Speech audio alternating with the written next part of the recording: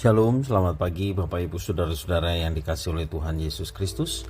Jumpa kembali bersama saya Pendeta Eka di dalam renungan firman Tuhan pada hari ini, hari Sabtu 9 Oktober 2021. Kiranya sukacita dan damai sejahtera dari Tuhan kita Yesus Kristus terus menyertai kehidupan kita. Puji nama Tuhan. Sampai pada pembacaan kita pagi hari ini, saat kita doa pagi bersama-sama, 2 Tawarik pasal yang ke-33. Mari sebelum kita merenungkan bagian firman Tuhan yang kita baca hari ini, kita akan berdoa terlebih dahulu.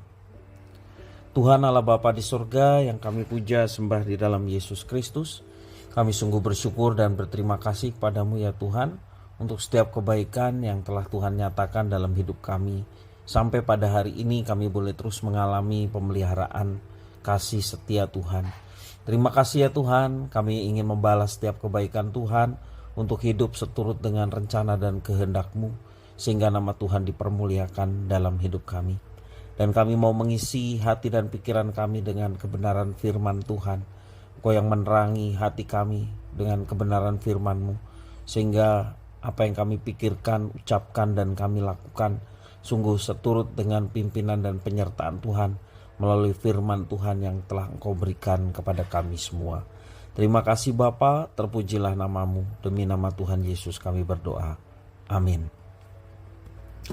Bapak Ibu Saudara-saudara yang dikasihi oleh Tuhan, kita belajar dari pasal 33 ini kisah dari anak Hizkia yang bernama Manasye.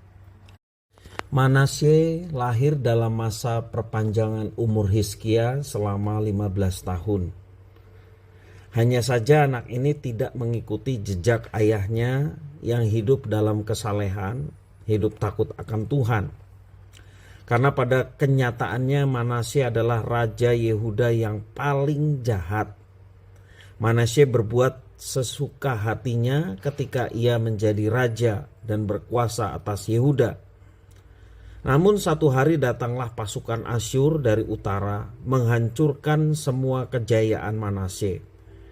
Ia dibelenggu dan dibawa bagaikan hewan ke Babil. Di dalam penderitaannya ini Manasye merendahkan diri di hadapan Tuhan. Dia bertobat dan mengakui kedaulatan Tuhan. Di dalam ayat ke-12 dikatakan dalam keadaan yang terdesak ini ia berusaha melunakkan hati Tuhan Allahnya.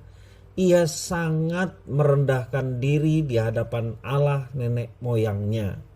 Itu dalam 2 Tawarik pasal 33 ayat 12. Bagaimana Manasye melakukan tindakan merendahkan diri. Merendahkan diri di sini diartikan sebagai seruan yang disertai jerit tangis yang mendalam. Ya, jadi merendahkan diri di hadapan Tuhan, ada permohonan disertai seruan dan jerit tangis. Ya, Tuhan mendengar seruan dan tangisan dari Manasye. Apa yang dilakukan Tuhan Bapak Ibu Saudara-saudara? Dia penuh belas kasihan. Dia melihat hati yang pedih, ya. Jerit tangis Manasye ketika dia datang kepada Tuhan, Tuhan dengarkan. Dan Tuhan pun membebaskan, bahkan dipulihkan dalam keadaan kedudukan yang semula. Dan Manasye pun mengakui Tuhan Allah yang patut disembah olehnya dan seluruh rakyat. Bapak Ibu Saudara-saudara yang dikasihi oleh Tuhan, pertobatan mendatangkan pemulihan. Itulah kasih setia Tuhan yang begitu luar biasa. Dia melihat bahwa ada pertobatan yang terjadi dalam kehidupan Manasye, sehingga Tuhan memulihkan keadaan Manasye dan mengembalikan dia kepada kedudukannya. Bayangkan, dia sudah ditawan ke Asyur, ke Babil, sampai seperti dikatakan seperti seekor binatang. Tetapi ketika dia sujud di hadapan Tuhan dengan jerit tangis, merendahkan diri di hadapan Tuhan, Tuhan mendengar, Tuhan melihat. Sungguh bangsa pilihan Tuhan ini sangat dikasih oleh Tuhan ya. Terlepas mereka beberapa kali sudah jatuh bangun. Tetapi Tuhan begitu memperhatikan mereka karena mereka dipilih oleh Tuhan untuk menjadi berkat bagi bangsa-bangsa yang ada di dunia.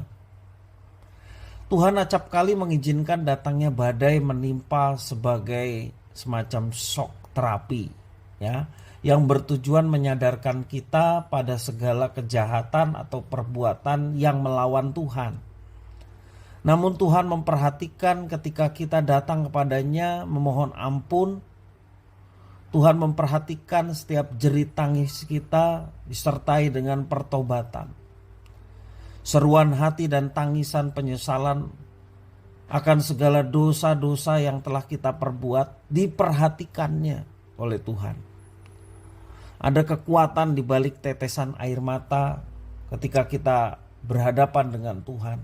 Dan air mata yang membawa pertobatan dan juga pemulihan dalam hidup kita. Bukan seperti istilahnya air mata buaya. Ya. Dia menangis, dia mohon ampun ketika sudah lepas dari pengampunan dari Tuhan, kita melakukannya lagi. Kita tidak lagi merasa bersalah karena toh nanti minta ampun lagi gampang. Itu yang namanya air mata buaya ya.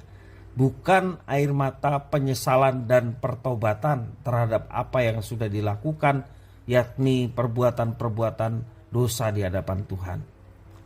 Setiap tetesan air mata kita ditampung oleh Tuhan. Dia adalah Bapa yang baik, yang menyediakan pengampunan dan melupakan segala pelanggaran-pelanggaran kita. Dengan kasih-Nya, Ia memulihkan keadaan kita. Bapak Ibu Saudara-saudara yang dikasihi oleh Tuhan, dari kisah Manasye ini kita mau belajar. Marilah kita mau meninggalkan setiap perbuatan-perbuatan yang tidak berkenan kepada Tuhan. Setiap perbuatan-perbuatan yang melawan Tuhan atau nantangin Tuhan. Kita tidak mau waktu kita habis sebelum kita bertobat.